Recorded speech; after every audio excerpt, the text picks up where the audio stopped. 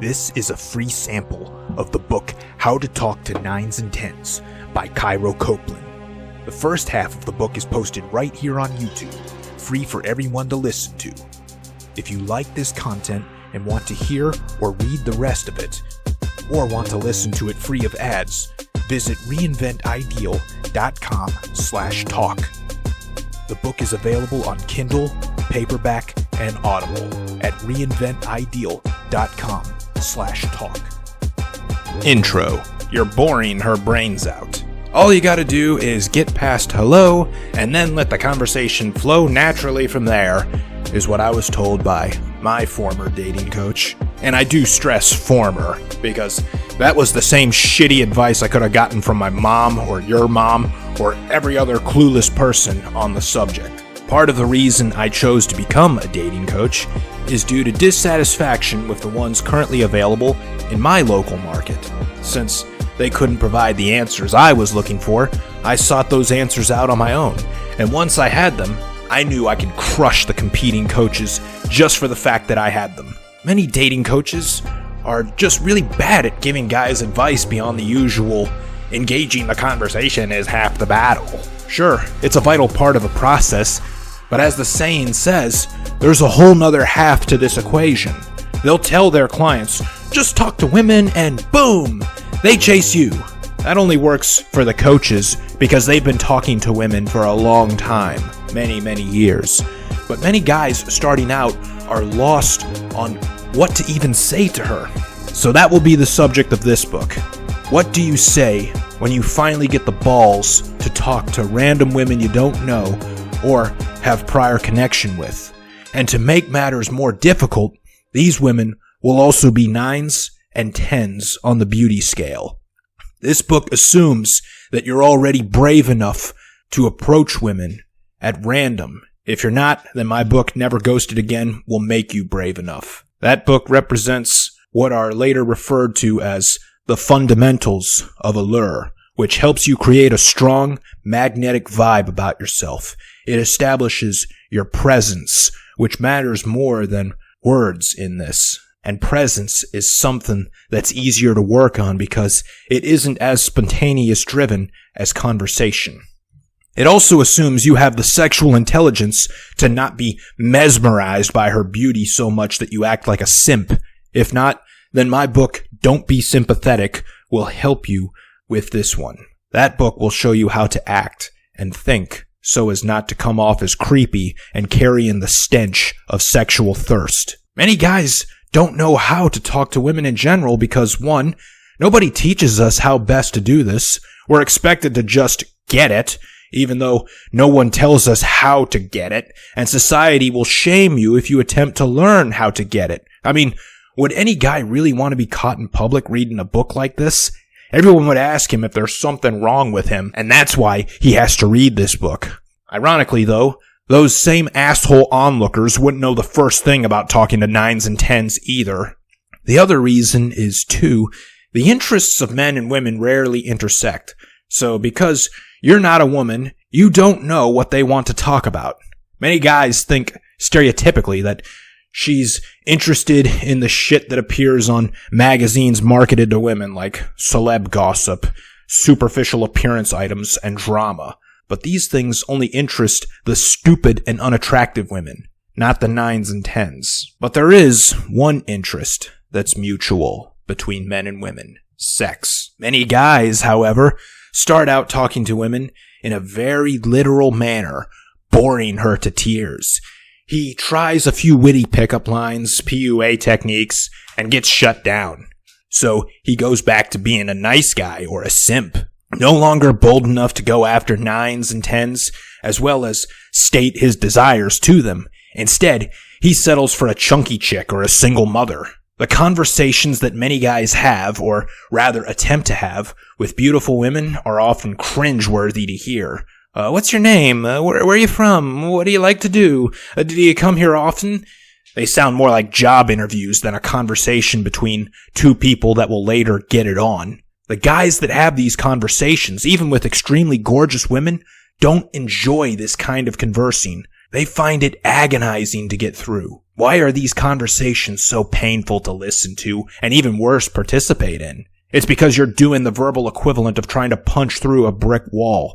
This is a job that requires power tools because your sheer brute strength will not suffice. The 9's and 10's have heard the usual pleasantries and generalities a million times. When you sound like every other guy that's hit on her, she'll think you are like every other guy that's hit on her, and she doesn't think too highly of them. Now, unlike many other writers in this category of self-help, I understand where you are coming from when you're starting from scratch. Most other writers and coaches will tell you to connect with her emotions and leave the advice at that level of vagueness. But we all know you can't build a connection without having something to build on first. Trying to make something out of nothing is a turnoff, and it's awkward. Here's exactly how it feels on her end. Imagine yourself at a cafeteria, just getting your food and sitting down to eat. Then, some random guy, very energetic and smiling, comes up to you, acting very friendly, and has this conversation with you. Him. Hey man, how's it going? You. Good, I guess. Him. I'm Eric, what's your name? You. Cairo? Him. Cairo? That's a really cool name. You. Gee, thanks. Him. So what you eating there? You. A sandwich? Him. Wow, is it good? You. Yeah, it's not bad. Him. That's awesome, man. WTF. Like, what the fuck did he want? No clue. Yet guys do this exact same thing to women. That's because they're too chicken shit to say why they wanted to come talk to her. If it would feel awkward being done to you, then it's just as awkward to her. At some point, it starts to feel awkward because you know he wants something, but don't know what. This is how women feel when most guys talk to them. Women will not immediately assume you're talking to her because you like her. That's true of nightclubs, but not everywhere else. They withhold judgment while trying to figure out what you want, but most guys won't tell them. They attempt a bonding spree. Like a shitty filmmaker that thinks characters spending a long time talking to each other counts as character development. Most guys think that spending a long time talking to her counts as connecting. They even refer to it as building rapport. If what you talk to her about has no usefulness or meaning, you haven't built a damn thing. But the larger point is, if you don't communicate with them your intent verbally, nor non-verbally, then you're going to struggle in the conversation. So in this book, we are going to focus like a laser beam precisely on the matter of conversation. Many guys will do the hard work on themselves by developing emotional intelligence, busting their asses in the gym, dressing and grooming well, even get up the courage to approach random women, but still fall flat because they don't have conversation skills. Consider this the guide for them that are looking for conversation skills, specifically with 9's and 10's. Many books exist on conversation skills and social intelligence, but none focus on the optimal way to carry them when having them with hot babes. That's what this book is all about. We'll start off with openers to get a conversation started, transitioning from that into the right amount of small talk, moving past that small talk into deeper, more personalized subjects, to getting her phone number, to getting a date with her secured that she wouldn't dream of flaking on. This will even include an example conversation at the end to put it all together. You've heard the clichés and are tired of them. Now let's show you the specific advice and tactics that you need to put the theory into practice. This is the way to date beautiful, charismatic, driven, ambitious, life-of-the-party type social butterflies who are pursued by hordes of men and never get caught. This is the way to date and sleep with the women other guys can't get, by having great conversations with them. You've been fooled into thinking that these women are unapproachable. You've been conditioned into this by hearing that going indirect was the only way to do this. Talking to women only seems complicated, but it's not. It's just a matter of social intelligence principles. Once you get enough of them down, you don't even have to think about them anymore. It becomes like playing a game you know inside out. You're able to pull more risky moves in this game because you know of several paths to victory. COVID Complication Addendum. I finished writing this book on December 31st, 2020. the year marred by the COVID pandemic. Some of my fellow authors asked me during that time, why in God's name would you write a book about how to socialize when everyone is social distancing? My answer is because it is desperately needed, and that was true long before COVID came around. It only became more true because of the virus. Americans struggled with feelings of loneliness before the outbreak. Our current pop culture has been pushing loneliness like it's some kind of ideal to aspire to, almost like riches, fame, or fitness. People actually brag on social media, ironically, of how antisocial they are. Going out tonight? Hell no. Stay in and binge watch Netflix. This has only worsened since then. And the worst thing about it is that loneliness is as deadly to humans as are carcinogens. Social isolation itself is statistically more deadly than obesity or cigarettes, says the research of Julian Holt-Lundstad of Brigham Young University. It increases inflammation, heart disease, dementia, and risk of suicide. Even before COVID, the things that used to keep us in touch with our fellow humans were beginning to fall apart. Extended families and related get-togethers are in decline. Social institutions like churches, bowling leagues, and lodge halls have dissolved. Instead, social media has taken center stage in how we interact with each other, and the effects of it are devastating. This technology has you believing that everyone else lives an awesome life with perfect relationships, while yours is nothing but shit. Further, your speech and opinions on these platforms are policed by women and the simps that worship them. Say one thing that the fempowerment mandate does not appreciate, and you're likely to get blown up with damning indignation, making you feel more isolated.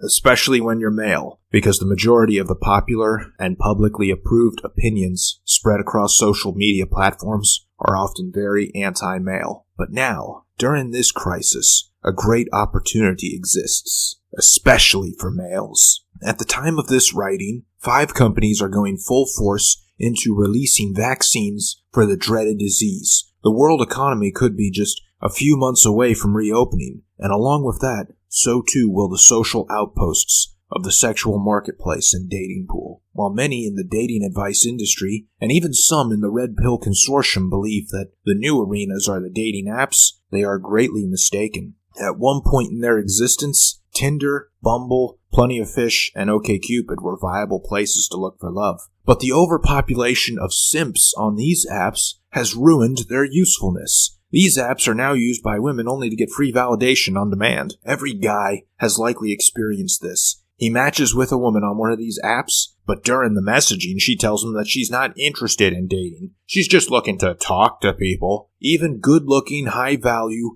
reinvented men run into these situations because women believe that every man using a dating app is a simp that does not get it. A situation like this is thoroughly described in the book Don't Be Sympathetic, which is a very important point that this book seeks to help you accomplish. Women want a man that just gets it, and a man that gets it doesn't have to rely on dating apps to meet, attract, and get dates with women. He knows how to do that already because he just gets it. This book will show you how to get it. But more importantly, this book will show you how to get it specifically with the 9's and 10's, the top 20% of women, the ones that you see but are afraid to talk to.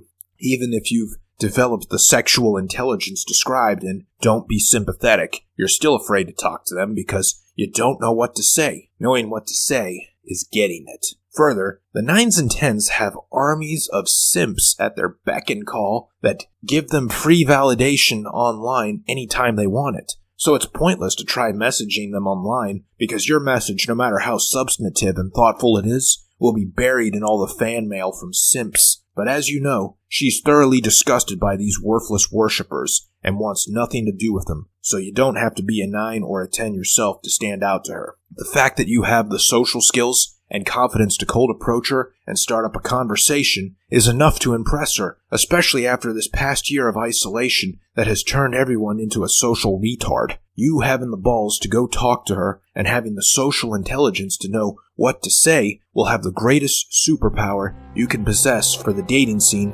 post-pandemic. The opportunity is heightened even more with the women that are 9's and 10's because of who they are. A lot of times these women know they're beautiful and use that fact to make money. They're models, actresses, and even strippers. Or more commonly, they're servers that get their tips specifically for their beauty. They don't even have to work at a place like Hooters or Wing House to make that happen. But what has the pandemic done to those lines of work? Everything from strip clubs to restaurants to bars and dancing clubs were shut down. Without being able to use their beauty for income like they used to, what did all these women do? They went online to OnlyFans, Chatterbait, and Instagram, hoping to become profitable e-thoughts. As a result, the thought market became overly saturated, and the competition forced them to cut their prices as well as profits. So even the beautiful thoughts that were making their living selling their bodies online were adversely affected by the pandemic. Once this virus goes the way of smallpox, when the economy is fully reopened and the motor of the world is turned back on, these women will be desperate to meet a man. When the economy is doing poorly, women revert to one old way they know they can rely on to get their needs met: find a guy that can take care of them. When you have the social skills presented here, you'll be able to take your pick among the many women available. So use this time to develop these social skills necessary to dominate the world once it reopens. Before we get for listening to this free sample of the book How to Talk to 9's and 10's by Cairo Copeland. If you enjoyed it and want to hear or read the rest, or want to listen to it free of ads, visit reinventideal.com/talk, where the book is available on Kindle, paperback, and Audible at reinventideal.com/talk.